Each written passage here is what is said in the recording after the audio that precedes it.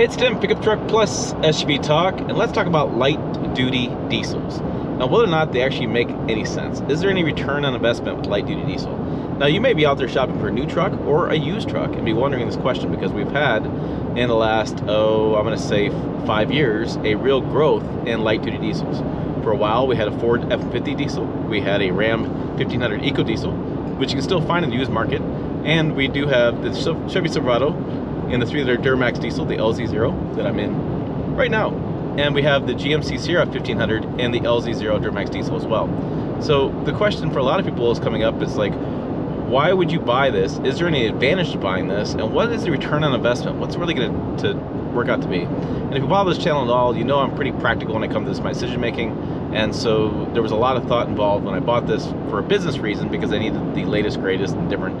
And that LZ0 was like based in the newest powertrain last year. And the Silverado had a refreshed interior, so it was the newest one. Those were my buying reasons, which are just dumb because consumers just wouldn't buy that way. But let's say you're not dumb like me and you're gonna buy like a consumer and you're wondering, is there ever any return on investment? So let's break down what this actually is. So this is a half-ton truck that has a diesel powertrain, and that's a big difference in that it's only a 3-liter inline 6 diesel.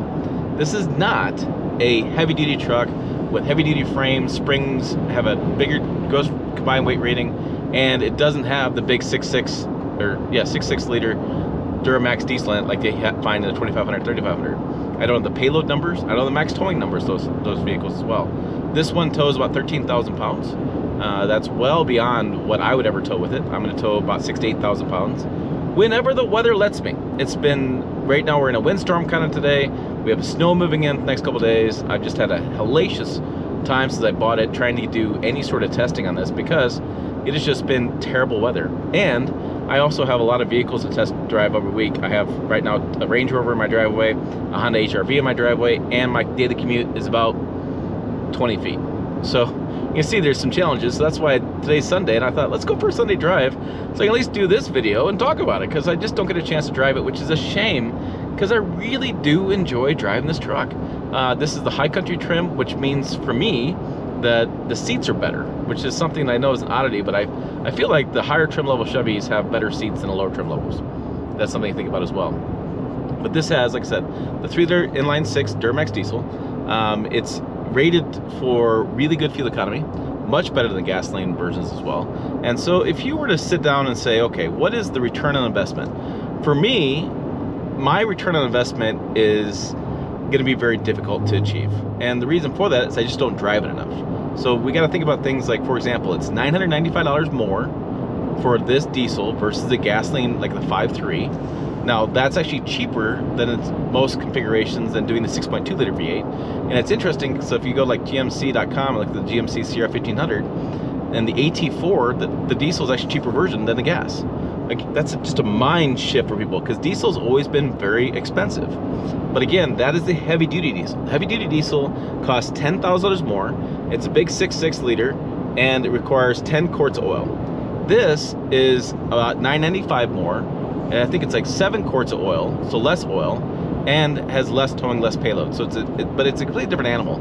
When you drive the heavy duty diesels, they take a little bit of time to get going. The turbo diesel kicks on a little bit. It's a big machine.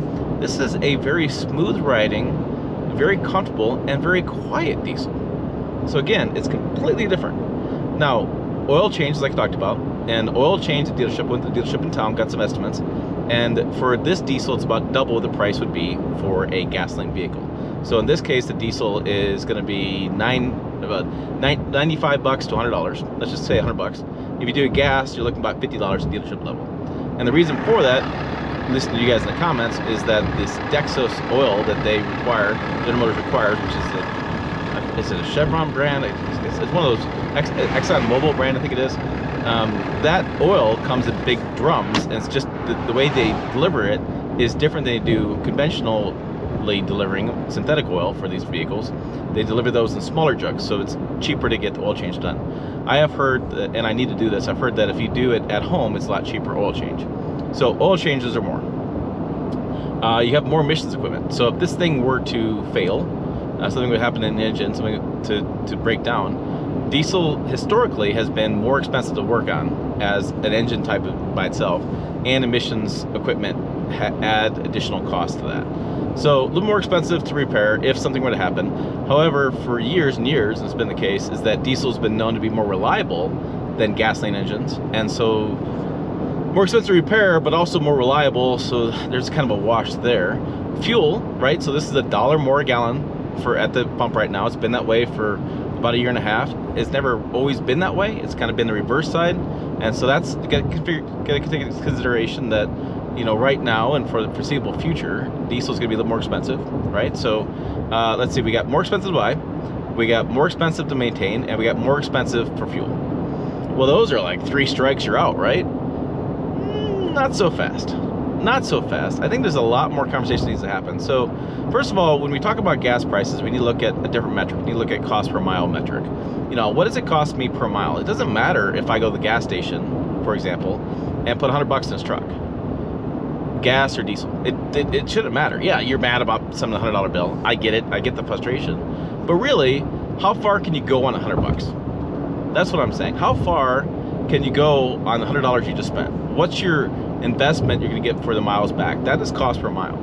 And in this case, I find when I've done the math, on long road trips and on towing, right, this is going to perform better than a gasoline engine will for fuel economy.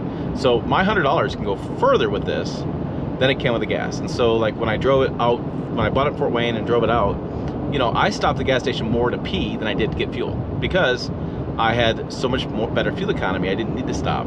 Yeah, this only has a 24-gallon tank. It needs a bigger tank, frankly. But again, what's nice about it is cost per mile. I'm not filling up as much. Now, you could say on paper, you do the math in gas, and that you're probably a penny different, 2 pennies different. You say, Tim, well, you know, the gasoline, yeah, it's 2 cents cheaper per mile, whatever you do the math to work out for your case. So that way the gas is cheaper. Well, frankly, I don't know why people don't factor this in, but every time I stop at the gas station, I don't just stop to pee. I gotta buy water, I gotta buy a snack, I gotta buy this, that. So I don't want to stop, because every time I stop, I'm gonna buy something. So factor that in too. I always think it's interesting, they talk about electric vehicles like that, where you just stop and you charge, and you just pay for the charging. Well, what do you do when you're standing around waiting? You can go buy snacks, you can go buy lunch, you can go buy stuff, you can spend more money to charge that up, just not charging. But that's my old kind of, I don't know. Let's get back to focus. Let's stay in the focus. So for me, I don't drive enough, and I won't ever drive this truck enough to make the return on investment for the year I'm going to have it make sense. You know, because I'm going to keep this for a year and sell it, because it makes total business sense to always have the newest vehicle with the newest powertrains to do new comparisons. So I wish I would keep this truck longer. I wish I could keep all my trucks longer, but I just can't because of those business reasons. So I don't drive it enough. I don't keep it long enough. I don't tow enough. And so this is actually a really dumb vehicle for me to own because of those factors. So my return on investment is not going to happen. However, again, it comes down to you. What do you do with your truck? What do you need from it? And what do you want from it? And then you make a decision there. Now, the other thing to talk about want, and I think that's a big factor in this, is what do you want from a truck? You know, I talk to customers all the time, and it seems like, and I'm going to make ageism a little bit, but it seems like the older you get, the more you want smooth, quiet, and comfortable. And I know for myself, the older I get, the less I want to hear a big V8, pop, pop, pop, and that kind of stuff. I mean, I was fun when I was younger, but now I'm older, I want to just drive and have a good driving experience. So this truck has a really good driving experience. It passes really well. It's got lots of passing speed, which is more important to me than 0 to 60 times. I want to know if I'm getting behind somebody doing 55 miles an hour and I want to do 70, how fast do I get around that person? Now, I have towed with the LM2, which is a prior generation of this, and that towed amazing, right? So, and the other thing that I love about this truck is right now I'm looking at the drive summary, and I have 22.2 mile per gallon, and it keeps climbing, getting higher. So when I hop in to drive, I don't feel like I'm paying the fuel economy penalty that you do in some gasoline trucks when you hop in and you go, hey, it's 14 or 15 miles per gallon. That's my lifetime, you know, mile per gallon. This, I'm easily in my 20s, which is the same as a lot of SUVs that are 3-row SUVs. I mean, it's a similar size of vehicle SUV. I get the same fuel economy. So I like that. That makes me happy. That when I hop in, it says 20-some miles per gallon. And when I go somewhere, I'm not gonna have to worry about, how am I getting 15, 16, whatever. And I'm driving in some really bad weather, and I'm doing 73 miles an hour. I don't believe, and this is me talking as a journalist and somebody who's done it for over a decade. This is me. I don't believe that small displacement turbocharged engines can get the same fuel economy that you can in a diesel application or in a straight V8 application. I think whenever you go a turbocharged engine, there's more variance in fuel economy due to driving conditions, speed, and the overall weather impact. So I just believe that if I want the better fuel economy, this is where the truck needs, this is where I want to be. And if I want peace of mind to say, hey, I'm gonna hop in, I know it's got plenty of power, I know it's pretty fuel efficient, and I know it's pretty quiet, then this is the truck I'm gonna hop in. This truck, I wouldn't mind road tripping and I really have plans to do some road tripping when the weather lets me do some more stuff to this. And I want to do more with this truck because I think it's really interesting and I really do enjoy driving it.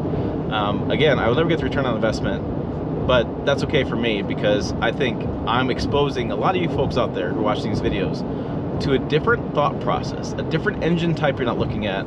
And for me, I'm hoping that by my buying it, by Big Truck BRV, by Demon Works, by all of us talking about it, maybe we can keep this little diesel around for many more years to come. And maybe we can convince General Motors that they made a mistake in the Colorado and Canyon by not offering the little diesel in that to get that better fuel economy. So yeah, that's kind of my thought. I think, you know, yeah, you can sit down, and I've had people sit down and send me sheets and paper, and they've done pen and paper, and they figured out their towing mileage and they're driving empty miles. They've done the math and done the stuff. You do all that stuff, and I think that if you look at it from a year-to-year basis, I don't think that this little light-duty diesel does pay off for a lot of consumers. But again, peace of mind of having good fuel economy every time I get in, quiet, lots of good passing speed, are just all things that I just really enjoy about this truck. And like I said, I have a lot more stuff coming as soon as I can do some mods where I don't get frozen or I get blown across the block with trying to do something in my garage. And I have a lot more stuff coming on this truck. So that's what I got for you this afternoon. That is my driving, Sunday driving with this truck. I just want to get that out there because I know a lot of people have been asking me questions about the 3-liter Silverado and whether or not I like it and whether or not it's a good return on investment. So yes, I'm liking it. No, not a return on investment for me, but that could be different for you. For more, check the videos over here, website down below, pickuptrucktalk.com. As always, thanks for watching. I will see you down the road.